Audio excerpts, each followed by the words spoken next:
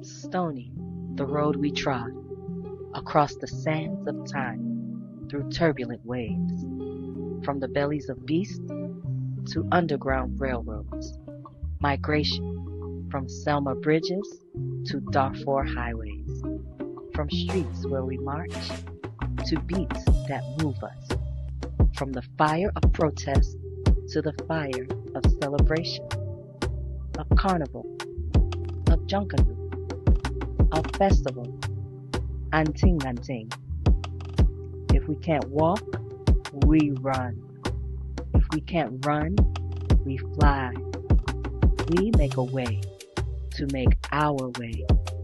From hashtags to hand drums, from live streams to living rooms, from Lagos streets to London blocks, to every corner we claim as home. Every step, a link. Every link, a lifeline. Everywhere we go, there we are, as we've always been.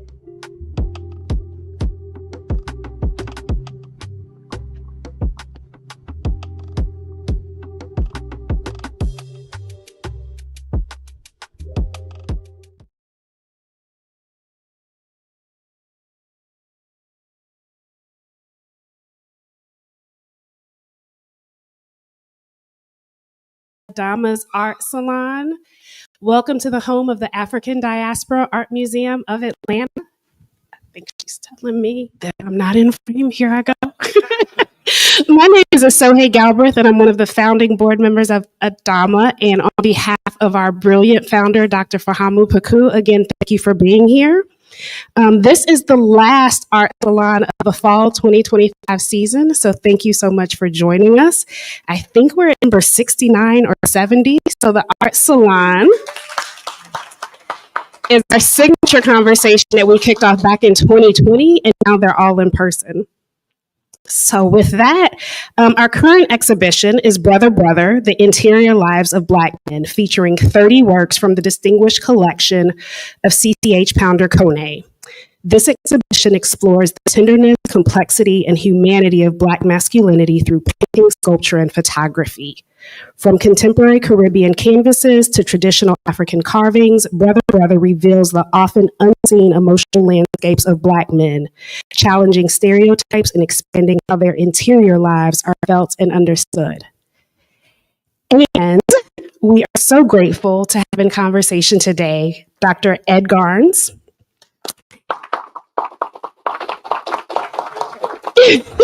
He is the founder of From Afros to Shelltoes and Sweet Tea Ethics. He's one of America's most dynamic therapists, educators, and life consultants. He works with clients of all levels, including global activists, Hollywood celebrities, best-selling writers, collegiate and professional athletes, and corporate leaders. With a scholar's take on wellness, his work has garnered awards, including AJC's Everyday Hero, CNP's Allyship Award, and Atlanta's Motivator of the Year. He currently stars in the internationally acclaimed documentary film series Elementary Genocide, directed by Rahiem Shabazz.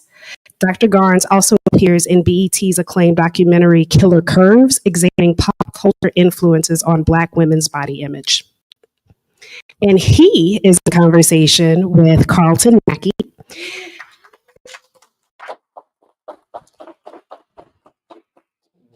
The brilliant, amazing creator of Black Men Smile, an apparel brand, viral social media platform, and community engaged movement with a mission of amplifying the revolutionary power of Black joy. Carlton Mackey is also the Assistant Director, Community Dialogue and Engagement at the High Museum of Art. In 2020, Mackey co-created and is currently co-director of the Emory University Arts and Social Justice Fellowship Program. The Arts and Social Justice Fellows Program brings together Atlanta artists into classrooms at Emory University and Spelman College to help students translate their learning into creative expressions of activism in the name of racial and social justice. His work blends his unique combination of social consciousness, creativity, scholarship, and social connection to create powerful impressions that invite new discovery and personal information. And with that, I'm going to let these two esteemed gentlemen go from here. Thank you so much.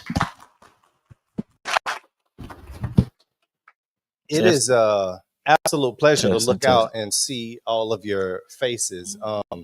We were sitting here earlier during mic checking, looking out and admiring the space that we're in and the energy that is in this space. And no one was there. And it was beautiful. But you could still feel the ancestors. They were like, and it was beautiful. And now we're sitting at the exact same space holding these microphones, and there's a landscape of human beings in it. There's a different energy in this space. And I'm just delighted to be in here with you all. I'm delighted that today is such a beautiful day and that we're here to discuss a conversation that 10 years ago, whenever I started Black Men Smile, was not a conversation we were having a lot. And so I actually, if I may, go ahead, brother. I want to kick off. We're not pretentious, so feel free to laugh, hit your neighbor like, oh God, you know what I'm saying? So we are not pretentious. We got credentials, but we still get invited to Sunday down at Grandma's house. I mean, your platform is called Sweet Tea Ethics. Yeah, go ahead. But I wanted to kick off, if I may, with a question for you related to the framing that I just had, that I just offered. All right. So I created a platform called Black Men Smile 10 years ago. Mm-hmm. And without going into all the depths of its background. I mean, you can give a little info for the unenlightened. Because it's deep. Black Men Smile. Black Men Smile is it's a platform revolution. That is right now our mission statement is to amplify the revolutionary power of Black joy. And we say that Black joy is revolutionary because of all that it must resist. Hey man, this is a good crowd. We need to pay y'all. Because of all that it must resist in order to simply exist. Hey, and it started 10 years ago, a month after Mike Brown was murdered. And I know the way I was affected by that. I know what I needed to see. Yeah. I know how I felt, and I wanted to offer something, a space. Yeah, thank you. I wanted to offer a space. The devil is busy. I wanted to offer a space where I could invite something else to be the conversation. I'm saying that to say one of the first things that we did when we launched the platform, it was no apparel, there was no, wasn't these clothing. It was a series of questions. And one of the primary questions that I asked whenever I launched the platform, I went around to my friends immediately, and then we went around the country asking one question, and it proved to be transformative. And that question was, what makes you smile? We started asking Black men that question. This was 2014, and the most common response we got at the time, and we kind of chronicled a series of what responses we got. The most common response we got at the time was people would pause, brothers would pause, and then the response would often be either, hey, dang, let me think about that, or no one's ever asked me that. No, nobody's ever asked me that either. So today, I think things are different, though, a little bit. We see, particularly in the social media space, which is where I kind of took up space. I started this hashtag Black Men Smile.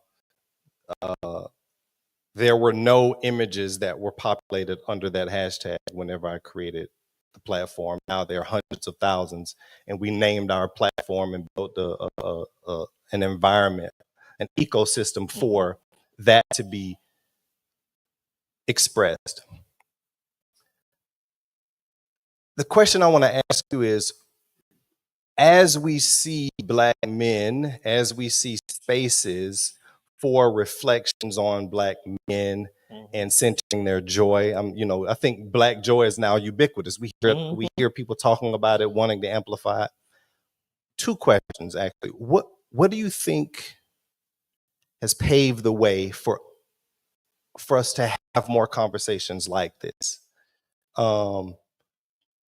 And certainly when we've done work prior to sitting here today, we did work at Emory University. I brought you to speak to a group of young men under Black Men Smile. But what do you think has happened that has created a space that make us having conversations like this something that we do more?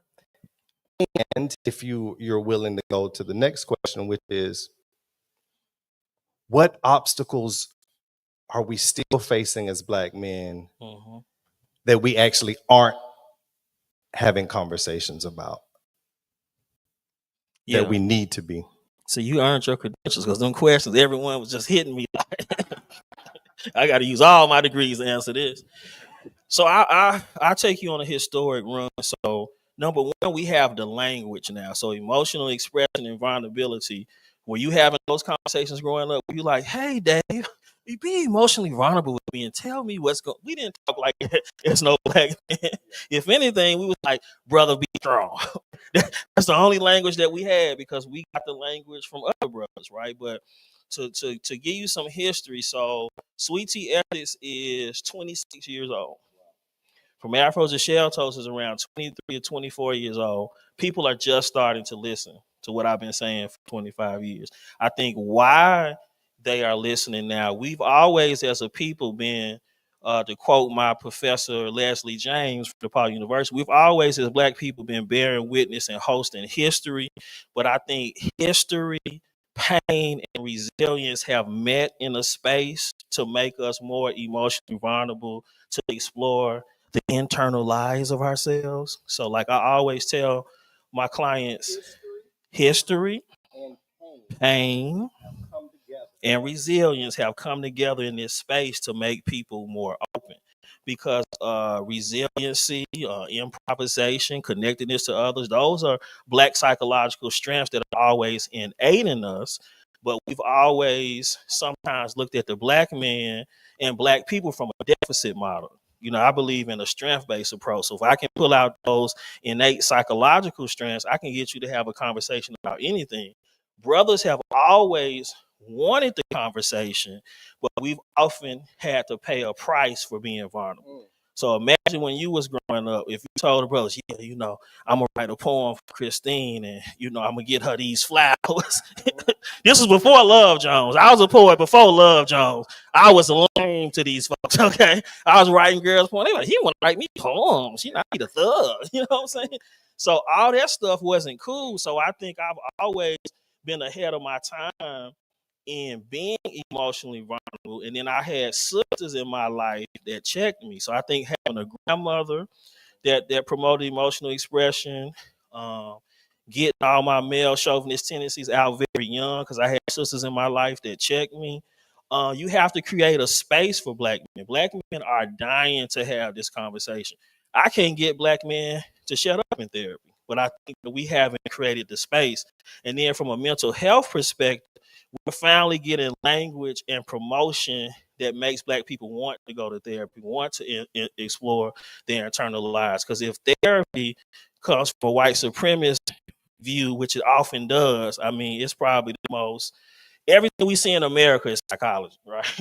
Propaganda. So when you change the advertisement to tell brothers, that feeling that you have in the barbershop where you spill your guts uncensored, you don't even know these people, therapy should feel like that. Therapy should feel like a good conversation with your homeboy that you've known for 20 years that you know is free of judgment. So I think we have advertised it differently, or have to continue to advertise it differently. I think what you did, history, resiliency, pain, met at that moment, you were able to capture the psyche of the people at a certain point that opened up the door to have some conversations. It's just Black Man Smile is a revolution.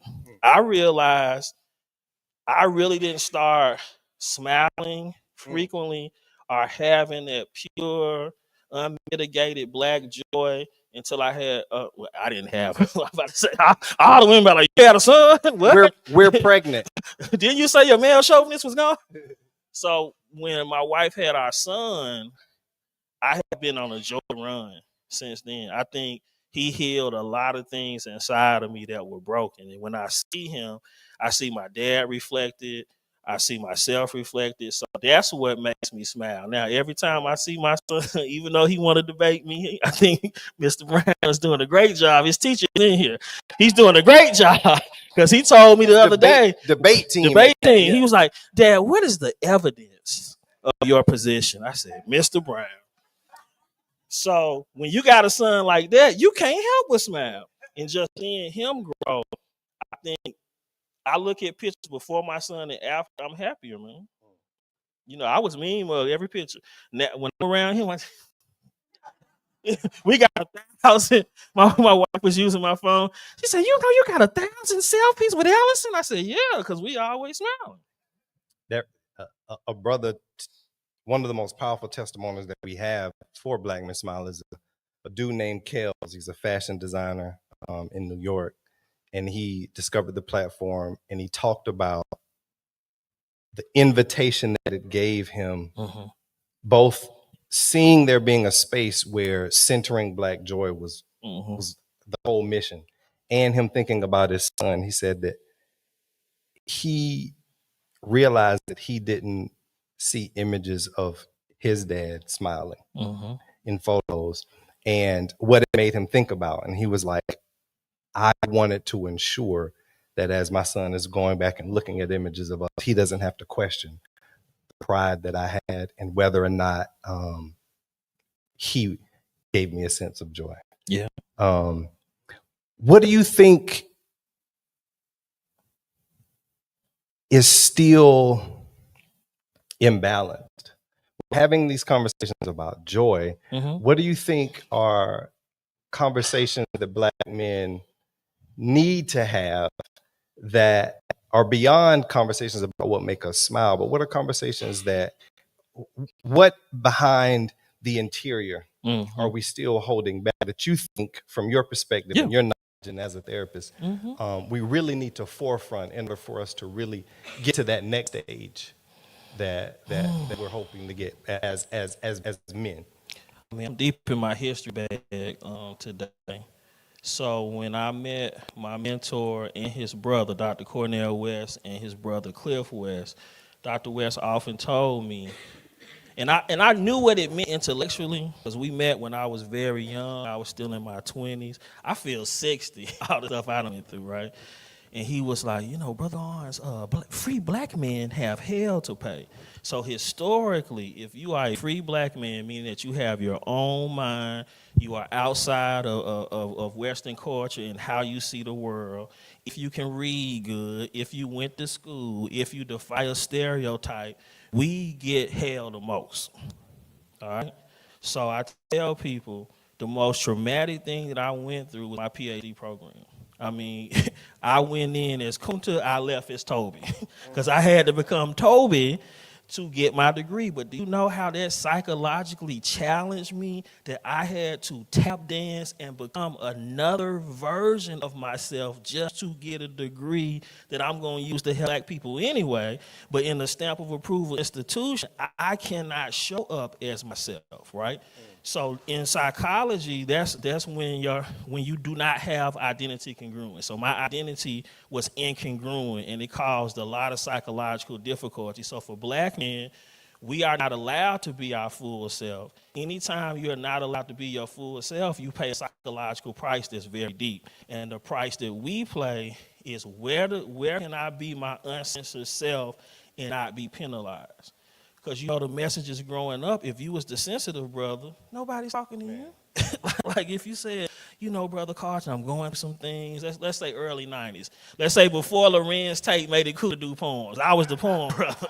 He helped me out a lot. My whole life changed when that movie came out. But, it wasn't cool to do that, right? So what I've tried to do, what you do with Black Men Smile, is make it okay to express failure, vulnerability. A lot of times we as Black men feel we can only talk about our successes because we suffer so many penalties, right?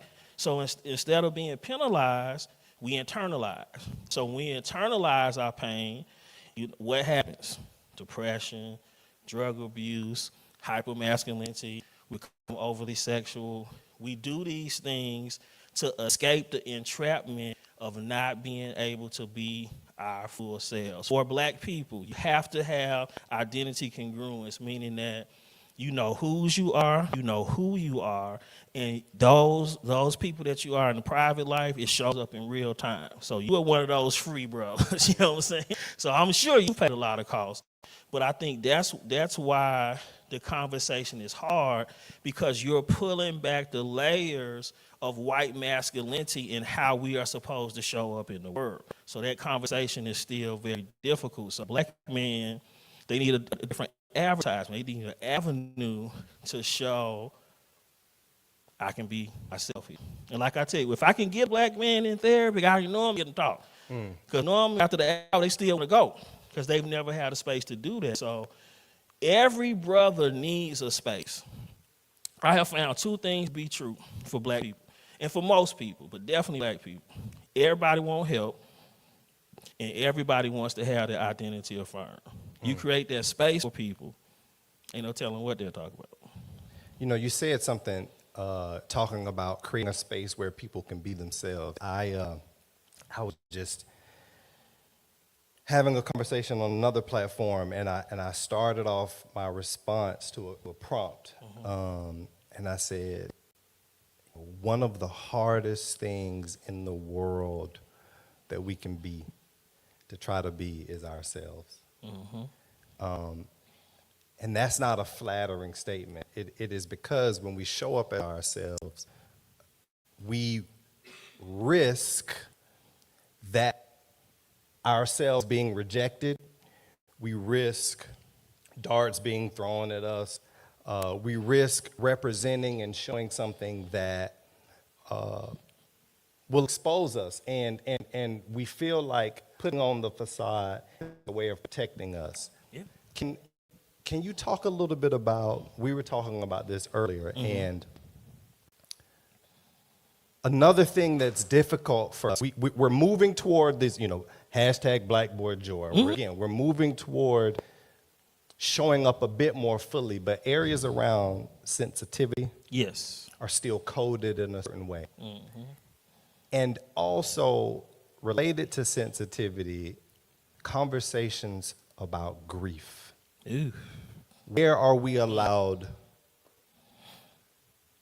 to say and express not joy, but hurt? Not pain,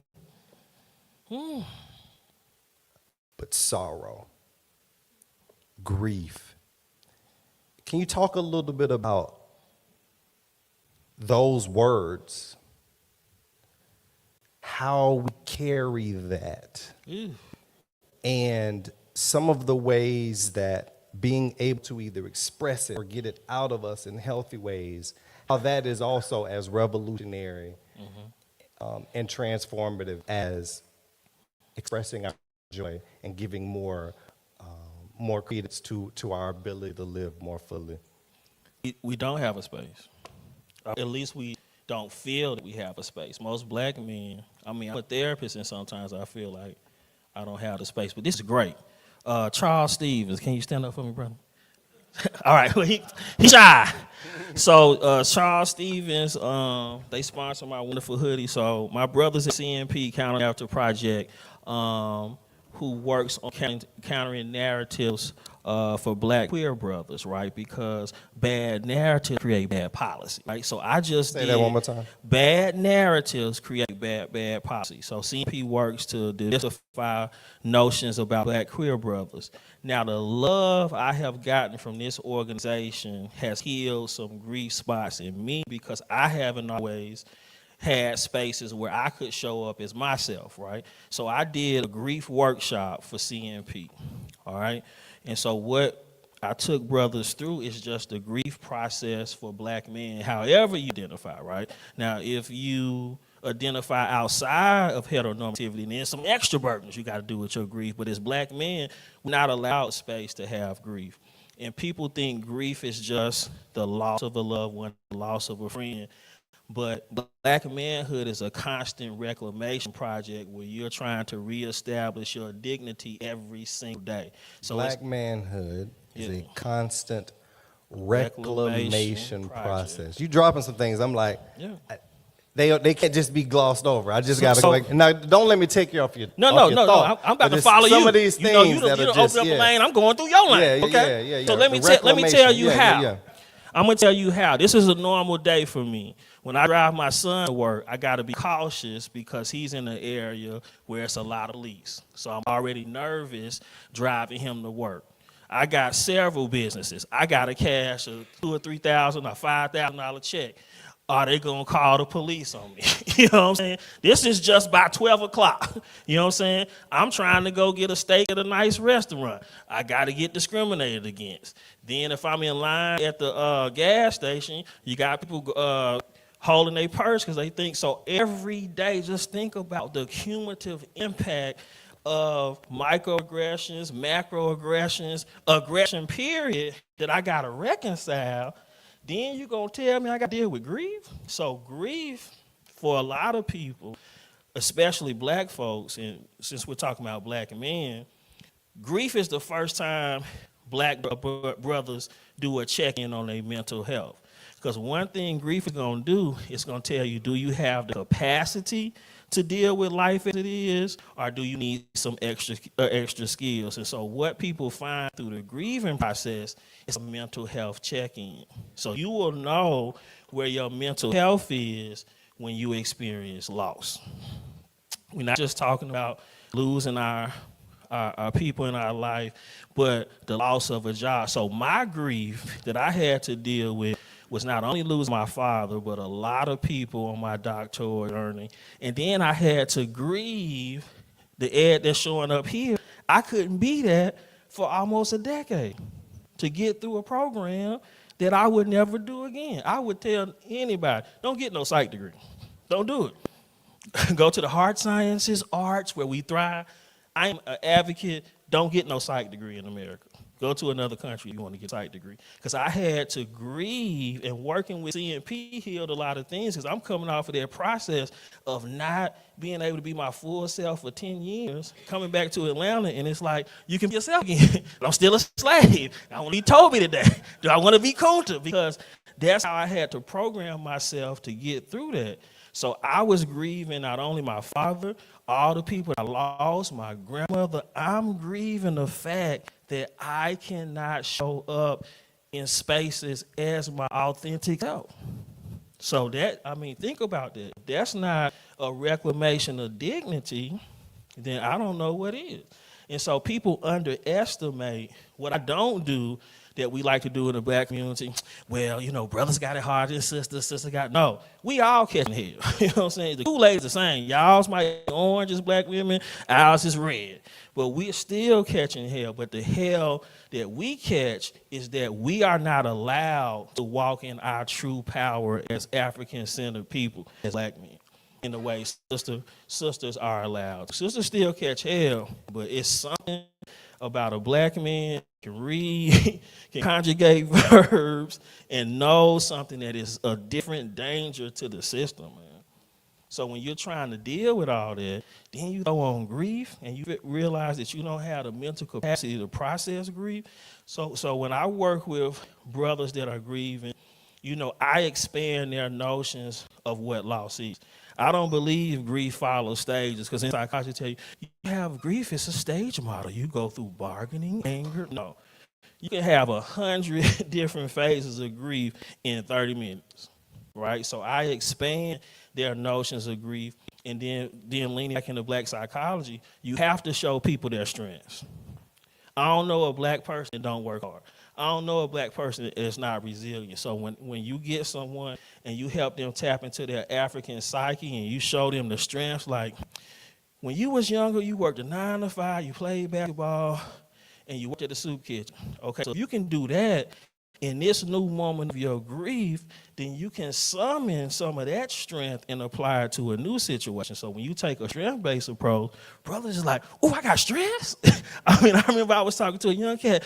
He's like, hey, how stress started going? I said, man, you came in this world with strength. Your whole people is strength. So you know how we like to propagate this notion of generational trauma? I propagate the notion of generational strengths. We do have trauma, but how did we get here? generational strength. Why is my things called Sweet Tea Ethics and From Afros to Shelltoes? My grandmother dropped out of school 8th grade in Hazelhurst, Georgia to work on the farm. Smartest woman I know. So a lot of the sayings that you hear me say, he's like, well, I got to think about that. That comes from the infinite wisdom of Elizabeth Lowe, who said, I'm cleaning these floors, I'm cleaning these chickens, so my grandson and my kids won't have to do it. So, generational strengths. So I got these. You have them because I have something I wanted to drop on you. You know, I can keep on. Okay. I guess it's well, let me drop this on you. Now, we both lost our fathers. And I don't know about y'all. For a black man, you don't know who you are to use your dad. I mean, I think about this man every second of the day. Only thing that has helped me is that boy named Ellison Garnes. Because I see all of my values and his values reflected, so he's still living in me. So since you have been through your own grief process, what was it like as a black man losing your father? And then where are you in the process? What did you learn about yourself, once your father became an ancestor? Because I'm sure something opened up in you. Probably some sadness there. There's probably some revolutionary thinking there. What was that process like for you? Because I know that's one of the things that defines me now is the loss of my father. Yeah, you talking about me asking you easy questions, right? Thank you. I had to get in there because you giving me this is my dissertation defense. Just the easiest one.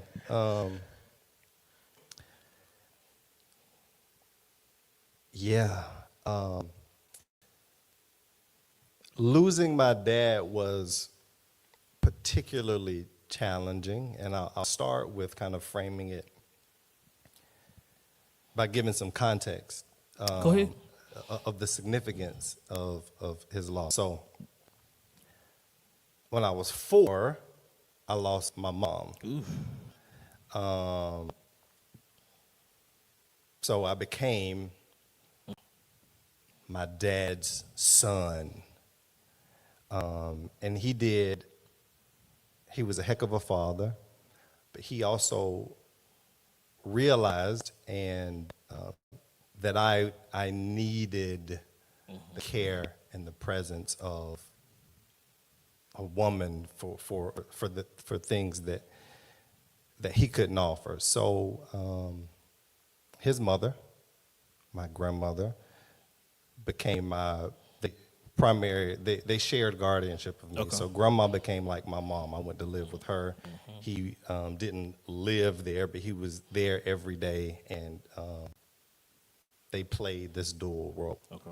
So I lived with this conscious knowledge of not having a mom. Mm-hmm. And so it's little stuff like kids, step on the line, you break your mama's sign. I'm 4, 5, 6, 7, going through all these years. And it's just these little things that remind me that that I don't have that thing that seemed almost just everybody got a mama. Yeah.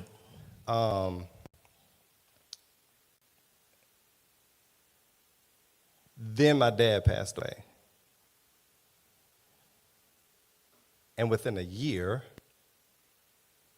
my grandmother passed away. Jesus. And so part of my process, part of my mourning, part of my grief was a sense of reclaiming a sense of who I was in the absence of the people that gave me the identity of the sense of who I could be. So I was torn between the me. I'm Pearl Taylor's grandbaby. Yeah, part of your identity. I'm Carl Mackey's son. Mm-hmm. And that meant something.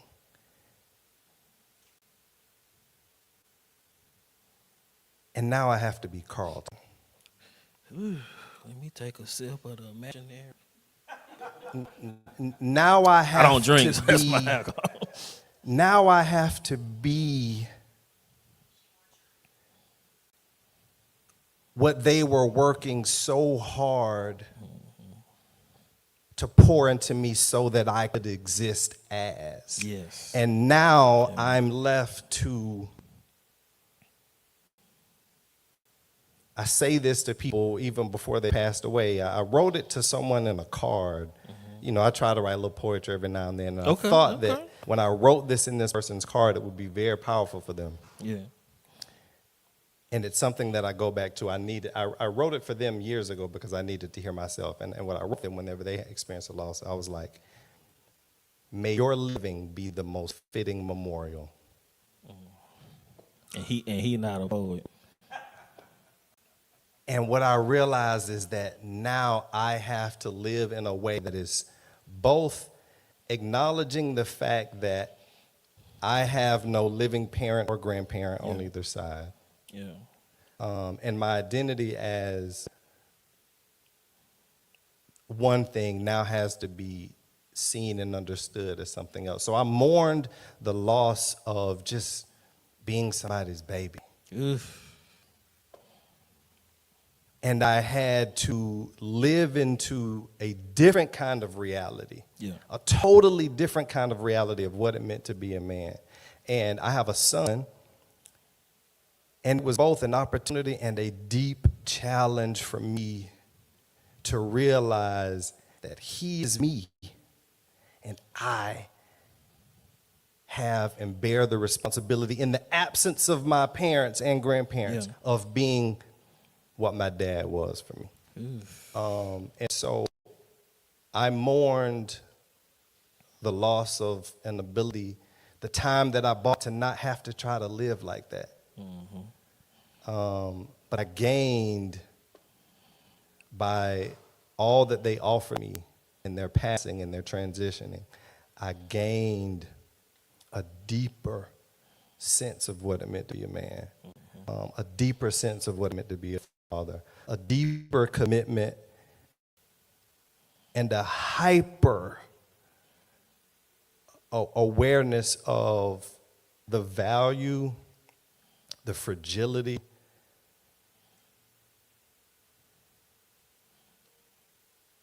and the potential that life brings. And so now I want to show up fully.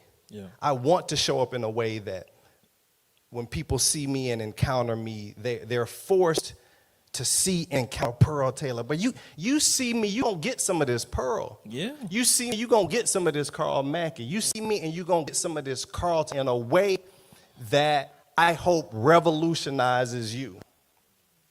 I hope that I'm able to live and be present in such a way that exhibits a certain kind of courage, because I have to exist as that. I don't have a fallback. And I want it to be an invitation for you to be like, I want some of that. I want you. I want people that I'm around. I want the platforms that I build. I want the art that I create. I want the existence and the energy that I exude to be an invitation for you to want to tap so deeply into yourself that you get to show up robustly, fully. I want you to live in such a way that I see you grow and I know something about somebody that poured into you. I want to live in such a way that it becomes an invitation to try on. Seeing me be fully me functions as an invitation for you to be like, man, I want to be more fully myself. And by that, I think courage is contagious. And by that, I also think that grief is necessary. And being able to sit in long enough to where you can really feel the impact of all that was poured into you, so that you can strip away some of the expectations that you may have had of what other people put on you and live into that which you're being kind of called into. That's my... It make a lot of sense, because grandmamas, dads, that's probably why we connect on the psychic level, because Whew, that was a lot. I almost cried, you know what I'm saying? But that masculinity wouldn't, it wouldn't let it go. But, I was thinking about something. I didn't know that pressure. So I did Mike podcast for the uninformed. That's Killer Mike, Conversate with Killer Mike. I did his podcast. And it wasn't until I felt the interview, but looking at the interview, I was like, I've accomplished what my dad wanted me. I think the burden that I carry, I'm Ed Garnes Jr. There's a day in East Point named after my father. I can't go nowhere in Atlanta without this big legacy on me. I think just watching that interview, I finally have made peace with I have accomplished what my father wanted me to do. I don't think people understand that burden that you carry once you lose your father. It's like his burdens and what he wanted out of life becomes yours. So I think that, and maybe the past year, looking at my son Ellison and what he has accomplished, because for me in my grieving process, I had found a way to keep my grandmother alive, sweet tea ethics, all that kind of stuff. That's keeping her alive. But I hadn't found how to keep my dad alive. But I think when I had a son, something clicked. Like, he's going to live on through the stuff I give my son. And so I think in the past year, watching my son Ellison, who's named Ralph Ellison, named important, I think maybe in the past year, I just settled into I'm not a failure. Because when you are a free black man, nobody cares. I'm not one of the cool kids. You know what I'm saying? Like, I'm a free black man. You got a price to pay. So I'm always reconciling, feeling like a failure, because when you are free, nobody listens. So like I said, you open up the gate for people like me to do our thing. You got to think, 26 years, I've been doing sweet tea ethics, people just listening. So it shows you how difficult it is to show up for as yourself and then get affirmation. That's why self-validation is important. That's what I talk to my son about. The greatest thing my dad gave me is self-validation. I don't care if you like me. I don't care if I get the praise. I'm going to consistently show up as myself. And I think that's what binds us, is that we have that deep in us. And I think it comes from the legacy of how we were raised, and also being conduits to those values that are very African-centered. Because we black, we don't make no apologies about that. So show up in that way is defiance in and of itself. So we are like co-conspirators in black liberation theology for the black male psyche. So what's our time like? Are we at the... Oh, Lord. Before it's over, before we turn it over to... Okay, excellent. Okay, what you got? You talked about ancestors, Adam Bean, my dear brother. You talk about ancestors. You talk about ancestors just now, and you invited me to go ahead, bro. Reflect. I want to open up a conversation as it relates to the exhibit about two themes that I see in there, only because you kicked open the door for that. And some of the things that I see in the exhibit, conversations about ancestors, about spirituality and creativity. It's the exhibit, it's the arts. Which of those, when I say those words, what comes to mind to you as a role that they play in us becoming who we are, or in us as moving out of this space? What role does creativity, spirituality, and or spirituality play in the interior lives of black men, and in us really becoming fully who we're called to be? Well, in order to create any cultural production, spirit got to move through you. So the ancestors got to welcome you into the space of creativity. So I think about my conversations with Amir Baraka. He said walls should speak, right? Slight flex. My conversations with Amir Baraka. Yes. Okay. You know what I'm saying? I've been in this game a long time, so yes. So Brother Baraka would say walls should speak. So what he was talking about is that you know, your home should reflect a certain spirit, right? So when you walk into that gallery, the word I think about is transfixed, right? So number one, in order to produce cultural productions, you got to have identity congruence, because you got to be psychically at a certain level in order to produce the art that ends up affecting us. So when I think about the interior lives in this exhibit, it's really an invitation to commune with the ancestors through who other people are conduits for, right? And so Black Jesus ain't never saved me. I just have to be real. You know what saved me? African spirituality. Okay. A system. You about to get in trouble, but I'm about to get in real trouble. And I'm going to tell you why. A system that is built on breaking you cannot heal you.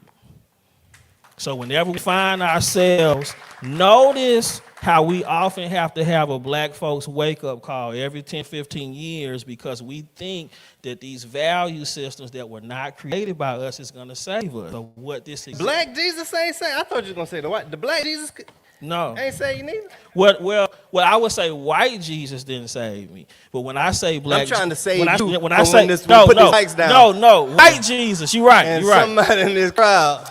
You're right. White Jesus didn't gonna be save me. waiting on you. Okay, yes. This is my confirmation. I misspoke. I was talking about white Jesus with the blonde hair. So please cut this up. You could not be, you cannot be on the team of Jesus so either, here's but what I just mean. Verifying, My conception of spirituality is African-centered, right? So yes, Black Jesus is who I lean to. So any spirituality where the person does not look like you is gonna fail. All right, so that's what I'm trying to say. And so with this exhibit, it's an invitation. You know, you feel good. I mean, you see yourself represented. When do we often get to go to a gallery and see ourselves represented, not with our pants off, not with absent father themes and stereotypes, but as our whole selves? Like, you can get a kaleidoscope of black male identity through the exhibit. But yes, black spirituality plays a role. You have to be one with the spirit in order to conjure. You know what I'm saying? So artists are conjurers. Like we are conjuring the values of people before us. So that is important. The art to cultural production. And I think that if we continue to lean on that, because notice, one of the things that makes us who we are is art. Okay, so I'm old school. So I'm going to play some stylistics when I get down. I see you got your part. Turn so they can see. Yeah, you see the part. See, that's your old. That's the old Eddie. That's a little stylistic. That's the I've been through something. You know what I'm saying? Now, if you combed it to the side. Now, see, I was cutting it. I was like, let me do a pompadour. I was like, no, I can't go too stylish. I'm just going to do a little pause. So, yes, that was intentional. You know, this is a shout out to my dad. So, yeah, so you have to be in one with the spirit in order to create. And what I meant to say that white Jesus didn't save me, when I was going through my PhD program, what got me through was talking to African priests. I mean, the way these African priests prayed over me, I was tap dancing when it was over because I could not reconcile. I can't be myself. They was like, no. Do you want to graduate or you want to be yourself? You have to be a slave temporarily if you want this degree. That was so problematic for me, but it was the African priests that I work with. I mean, several of them, women, men, got me through. And then once my PhD program was over, the art came back. So art is important. It feeds us. It is the fuel. It's the engine in our car. And that's why when you look at civilization, where do we go to learn values? It's the arts. So we are here because of ADAMA, because of this work that is in this space to our right. And I want to transition out of our talking and give an opportunity for our guests to ask some questions by giving a quote that I've given too many times at this point, but it's thinking about the role of the artist. You were talking about seeing ourselves reflected. You were talking about the depth of the spirituality that's in the work. You were talking about it being a mirror. And I like to say that in addition, alongside everything that you just said, that the role of the artist is to translate the longings of the hearts of the people. And that is why when we look at art by artists who look like us, who are connected to us, what they're doing in many cases, and why we celebrate them, is we look at their work and we're like, that is a translation of a feeling of longing that was on the inside of me that I couldn't otherwise. I felt like I couldn't give expression to. And so seeing that work, it's as if you translate that longing, that desire for freedom, that desire for liberation, that desire to be seen, that unspoken thing in me that I didn't know how to. You allowed me to grieve. You allowed me to see what it looked like when I was holding it on the inside. And so celebrate this work. We celebrate artists. We celebrate their ability to translate, and we connect to it because it's an invitation for us to now breathe. Yeah. Feeling seen and knowing that space was taken up, which gave us more space to be able to move. Thank you guys so much. No, thank you, brother. You freed me. I want to throw a church fan at you. So, real quick, Fahamu from afar had a question for you guys. Ooh, I was just going to think that. Y'all give it up to Fahamu for bringing us together. Absolutely. It's crazy. We've been wanting to do this forever. We work together a lot. So he asked, how do we create space for more of this intimacy, vulnerability, humanity amongst Black men? One thing is, we acknowledge and accept and lean into the spaces that already exist. I think that, we are often looking for the new thing, and in many cases, we overlook the spaces that we take even more advantage of, and the people who already kind of been there. I love New Age Negroes because we come up with new ideas and we make things, but sometimes we're really just riffing off of stuff that really always been there, and the people who've been there providing some of the spaces that we need, we just didn't know how to appreciate. You talked about the barbershop. You talked about, I think, of the role that barbers play. I think about the basketball court, the times where we're together, friends who really give us space to talk and to be that we don't actually take them up on. So I come up with all kinds of stuff, and I got all kinds of ideas, but I do want to shout out the women who been talking, they know they be pissed off because they like, nigga, I've been trying to get you to open your ass up to me all this time anyway. So part you of thought I was just making chicken. I want you to talk. so part of what I want to do in answering that is just invite us to think about people, the places, and time and space that we can create within and around ourselves to not surround it with a whole bunch of other stuff that we think we need to drown out what we really need to be paying attention to. So I'm going to go tap into some of the stuff that's already there and some of the people that's already there who really rooting for you, who we don't accept their invitation or no. Yeah, I was gonna say I'm in my life Sankofa moment, Sankofa, go back and get it, So everything that I thought I needed, I already had. When I was in Berkeley, it really, getting out of Atlanta really helped, because Atlanta is tricky, because Atlanta has lost its sweet tea ethics, right? So what has happened, we've got these things, we got degrees, we got buildings, we got titles, but in some ways we lost that gut bucket soul that once defined the activism of America was right here in Atlanta. So I would say the spaces exist, we have to continue to pour into those spaces and remember that we have what we need. But also, we have to show, this is important in showing it's brothers doing the work, because the people who have the microphone in the audience are normally the people that don't need it. So if anything, I can say the avenues, the people are there. We have to give the microphone and the amplification to people that actually love and support Black people on a deep level. Like ADAMA. Thank you. That, we do have time for a couple of questions. We want to keep it brief if possible, so make your questions. And we'll make our answers and not whatever we do. Yeah, because we are philosophizing until we as a people rise. I see a basic disconnect between this kind of culture and the popular culture. The popular culture has Cardi B shaking her butt and saying, niggas ain't shit. Yeah. And this is what our young people are tapping into. I don't need to go into the whole, we all know what the popular culture is like and the constant nigger word and all of that. Yeah. And there's a I just used it. Yeah, you just used it. No, we need to check ourselves, don't we? Man. So how do we, should we just disconnect from the popular culture? Should we just reject altogether? Or what should we do? I'll give you a perfect example. Ellison, stand up for a second. Who's your favorite artist? Say it louder.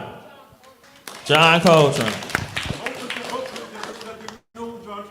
So that's how we start. That's why that's my son. So how we start is that nothing, so from a psychic level, your value system and your mindset determines your emotional space and it determines your behavioral decisions, right? So I made a conscious effort that when my wife was pregnant, we played John Coltrane. We played Sly and the Family Song, Isley Brothers. So when he came out the room, I was testing my own psych theory. Does it really work? That's what he gravitated to. So he came out the room. His lullaby was D'Angelo. That's what would put him to sleep. So what we focus on, we want 42-year-old people to change their value system. It starts young in those developmental years that you raise your kids with a certain consciousness and a certain love and pride for themselves, that any environment you put them in, they are going to be black, they are going to be loved, and they know how to show up as their full self. So that's an example of what we need to do. I think the best reflection of anything I've done is Ellison Martellus Garnes. And also, I want to shout out some people. My brother Damon from Morehouse is here. Aaron, the Bennings, my brother Damon, the artist. You have to surround yourself with a community of people that can help you, who can challenge you. And so you look in this audience, you're seeing the community that supports me. And so whenever I get down, I lean on these people. And a certain person named Yellow, she doesn't like me to say her name, is probably my biggest advocate, okay?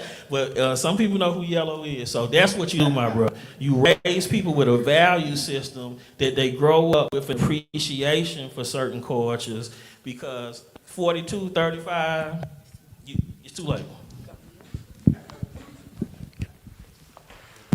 Good afternoon. Monique Russell, thank you for this beautiful conversation. Yeah. So I have a question around the spiritual practices that you did to move through the grief process, both of you. So you talked about the African priest and the affirmation, right? Yeah. You gotta look at me. Yeah. You know, so you talked about them and you talked about art. So for both of you, were there any other African spiritual practices that help you to move through those challenging parts in your life? Ooh, sister. I'll let you take this one first because I took the I think one is just being on a simple level, to keep it brief. One practical one was just the act of pouring libations and thinking about and naming and acknowledging ancestors took on a whole different meaning whenever I realized that I was now saying names of people who were literally just here. Mm-hmm. So it wasn't this distant. I'm not like Marcus Garvey. Yeah. No, it's like Pearl Taylor, Ashe. Mm-hmm. Took on a whole different meaning. Two, realizing and acknowledging in that I had a different sense and understanding and appreciation of the cosmos and this notion of the cloud of witnesses, and thinking about from an African spiritual sense, a cosmological, theological sense of knowing that, or at least holding on to the faith that I am still surrounded and not just surrounded as an external force, but internally, the fortitude that strengthens me is that of those spirits and the spirituality that they possess. Now, some of that, my grandma would say, half of what I'm saying right now, to be perfectly honest, ain't of God. So I also have to live with, and you asking that question, I also have to acknowledge and humble myself and my answers to even knowing that within my grandma's bona fide, Jesus-loving spiritual self, that she didn't have that same understanding or same way of approaching it or the same vernacular. But me embracing and wrapping my arms around what got her through, and it was calling on the name of Jesus. Yeah. And being able to do that myself without the critique and all the other stuff that I've added on to it because I'm so smart and I've read so much and I now have a deconstructed theological blah, blah, blah. Jesus. Doing it and saying that and being like, because my grandma. Yeah. Not and temporarily detaching it from all the other stuff that I know and knowing that even in that is a power and it is an indication of a spirit and a truth that was hers and that is mine, while at the same time being able to say everything that you said and know and hold all that. But it is encompassing and embracing that which was demonized, which was everything that was African in spirituality, and that which my grandma knew that got her through, that I would be doggone if I just write off BS because I know it got her through. And it's real too. Yeah, I would say in similar fashion, my philosophical basis for how I look at the world comes from my grandmother. So spirituality is very important. So, you know, my grandma always had me in the church. Her house was right next to the church. So Dr. Daniel Black said if the Black church taught us anything, it's ritual, how to commune, how to conjure things. And so I will say what my grandmother gave me was a spiritual understanding that nothing in my life would be successful without my spirit walk. Whenever I would go through something, because your spirit ain't right. That's why she didn't call you back. Your spirit ain't right. Your intentions ain't pure, young man. I wouldn't call you back either. You know what I'm saying? So get your spirit right? And so, you know, a lot of the African priest was getting me back to things that my grandmother taught me from African-centered way that Western world had nothing to do with. You know what I'm saying? So a lot of it leans towards Yoruba culture, you know what I'm saying? So really reminding you of the psychological strengths that you had. I mentioned some of those before: improvisation, resilience, connectedness to others, spirituality, having a gallows sense of humor, aka laughing to keep them crying. So they pulled out these psychological strengths that I know intellectually exist, but the priest helped me understand in this moment in your life where you are not allowed to be yourself in the space. This is what you got to lean on to get through this moment. And I think about, you know, my brother Spry. I saw his son, I hope Spry is here, when I did his podcast, and we talked about these particular methods to show you how hungry Black folks are. We do this podcast. We're just doing it for the love of the people. We get a call that we win a Black Podcasting Award on Black spirituality, Black healing, and these things. So it shows me that Black folks is hungry for this kind of knowledge, but we believe that a system is going to save us, when our psychic ability as Black people is what has saved us.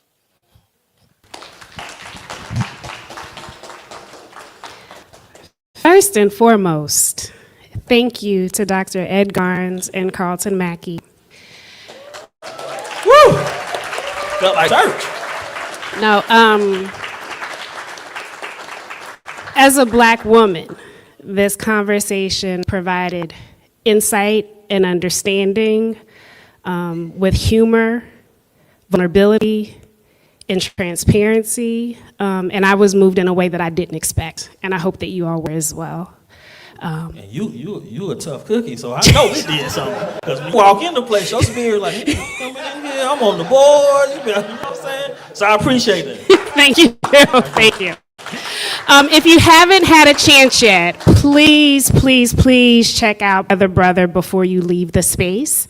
And I have a few other requests. Our videographer extraordinary, Mr. Ty Pease, he wants to ask a few of you some questions on camera to help with this documentation, because the documentation and retelling our stories is really, really important, and how we do that. And so if you wouldn't mind, if you have a few words to share, he would love to speak with you after this.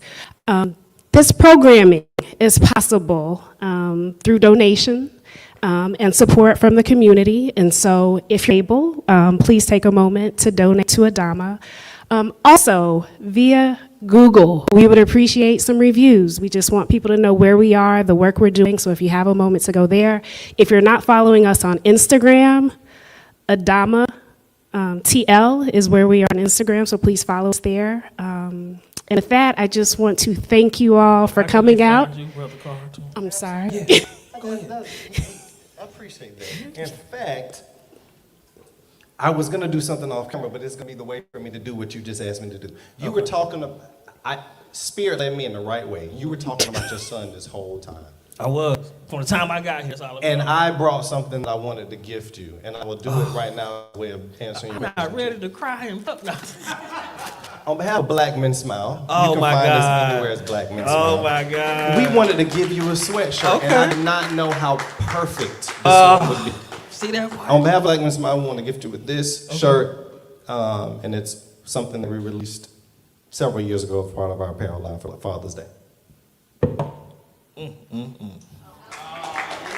Oh yeah. Oh yeah. This was written by my son, who designed it and gifted it to me, and I turned it into an actual print that we could give fathers. And I want you to have this on behalf of Black Men Smile. You got, and I'm gonna give you a chicken wing conference sponsorship. Okay, that's what you gonna do. Okay. We can be found everywhere as Black Men Smile. Black Men, BLACKMENSMILE, everywhere. And you can find me on dredgarnes.com. Feel free to hit the higher ed button, HIRE, because I am an entrepreneur just like this brother is. You can also find me on all social media, Dr. Ed Garnes. This is our livelihood. This is what we do, is serving the people. It would be nice if we can get chicken wings for the holiday. But no, we thank y'all. Like, the energy that y'all gave us, was can you feel it? It was good. It was good. We thank you for coming out, giving your Sunday, just a bit of your Sunday. Enjoy the sunshine, enjoy the good weather, and please stick around and commune with us and each other. Thank you.